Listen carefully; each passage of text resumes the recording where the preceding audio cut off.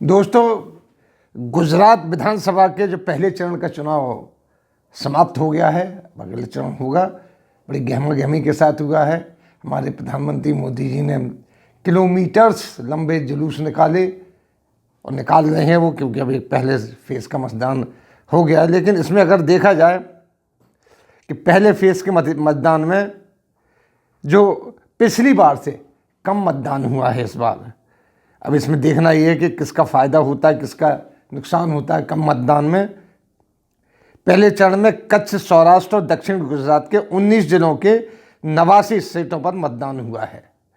यानी चुनाव आयोग के मुताबिक इस फेज़ में 60.20% मतदान हुआ, जो बाद में कुछ बढ़ भी सकता है, घट भी सकता है। जो उसके वोट आते हैं, बैलेट आते हैं पोस्ट से, और इनमें थोड़ा घट बढ़ सकता है, लेकिन इतना ही हुआ है मतदान।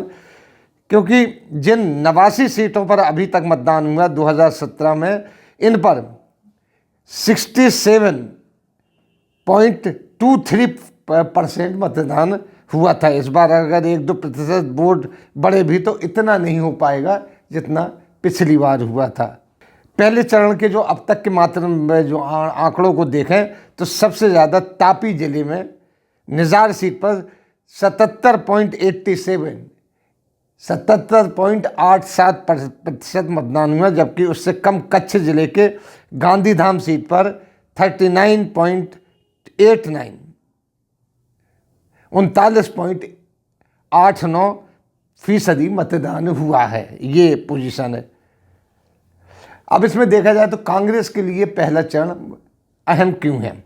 जिन 89 सीटों पर मतदान हुआ है वो सीटें हैं जहां कांग्रेस की परीक्षा हुई, क्योंकि यही वो फेज़ है जहां वोट प्रतिशत के हिसाब से 2017 में कांग्रेस बीजेपी से बढ़त हासिल कर चुकी है।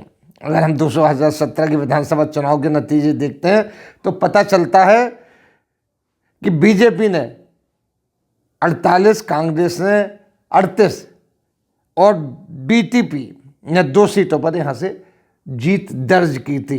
कांग्रेस ने 38 सीट। खास बात है कि सौराष्ट्र और कच्छ में 54 सीटें, जिनमें से कांग्रेस ने 28 और बीजेपी ने 20 सीटें जीती थी। इसके अलावा दक्षिणी गुजरात में 35 सीटें, जिनमें से बीजेपी ने 27 और कांग्रेस ने महज 8 सीटें जीत दर्ज की थी। यानी कांग्रेस ठीक ठाक काम कर रही थी। कौन किस पर भारी पड़ा अगर इसको देखा जाए तो सौराष्ट्र और दक्षिण गुजरात में 19 जिलों की जिन 89 सीटों पर मतदान हुआ उसमें 41 ग्रामीण और 17 शहरी इलाके हैं। दक्षिण गुजरात के बीजेपी का गढ़ कहा जाता है तो करीब 17 सीटों पर काफ़ी मजबूत रही है। पहले चरण में 28 सीटें ऐसी भी हैं जिनमें 2012 और 2017 के चुनाव में अलग अलग पार्टियों की जीत मिली, उनमें अलग अलग पार्टियों को जीत मिली। इस तरह 28 सीटों का ट्रेंड बदलता रहा है। ग्रामीण इलाके में कांग्रेस मजबूत रही है तो शहरों में बीजेपी काफ़ी स्ट्रांग रही है। अब देखते हैं कम मतदान का मतलब। इसका एक पहलू ये भी हो सकता है कि गुजरात में लंबे समय से बीजेपी है तो सपोर्टर ही रिलैक्स मोड में आ गए हैं, क्योंकि काफ़ी सालों से बीजेपी वहाँ राज कर रही है। लेकिन इसकी उम्मीद काफ़ी कम लगती है, क्योंकि गुजरात में बीजेपी का काडर बहुत मजबूत है और अक्सर जैसा होता है कि कम वोट से ज़्यादा सत्ताधारी पार्टी को होता है, जिससे उसकी उम्मीद ज़्यादा लग जाती है। अगर 2017 को देखा जाए तो उसमें कम वोट पड़ने से कांग्रेस को फ़ायदा हुआ था। 2017 के विधानसभा चुनाव में 27 सीटें ऐसी थी जहां 70% से ज़्यादा मतदान हुआ था, जिसमें 14 सीटों पर कांग्रेस ने जीत दर्ज की थी और 11 सीटों पर बीजेपी ने सीट। इस बार किन सीटों पर 70% से ज़्यादा मतदान हुआ उसका आंकड़ा ये है। चुनाव आयोग के आंकड़ों के मुताबिक इस बार पहले चरण के 5 सीट ऐसी जिन पर 70% इससे ज़्यादा मतदान हुआ। सबसे ज़्यादा निजार सीट पर 77.87% लोगों ने वोट डाला है।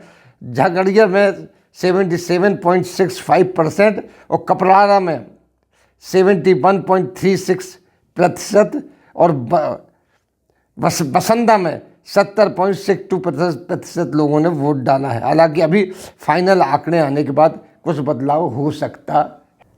अब जो बाकी जो 93 सीटें बची हैं, उनमें 5 दिसंबर को मतदान होना है और नतीजे 8 दिसंबर को आएंगे। गुजरात के साथ ही हिमाचल चुनाव में नतीजे भी आएंगे। गुजरात से बहुमत के लिए 92 सीटों की ज़रूरत होती है। ये अभी आकलन है, आंकड़ा है इसका जो मतदान हुआ है।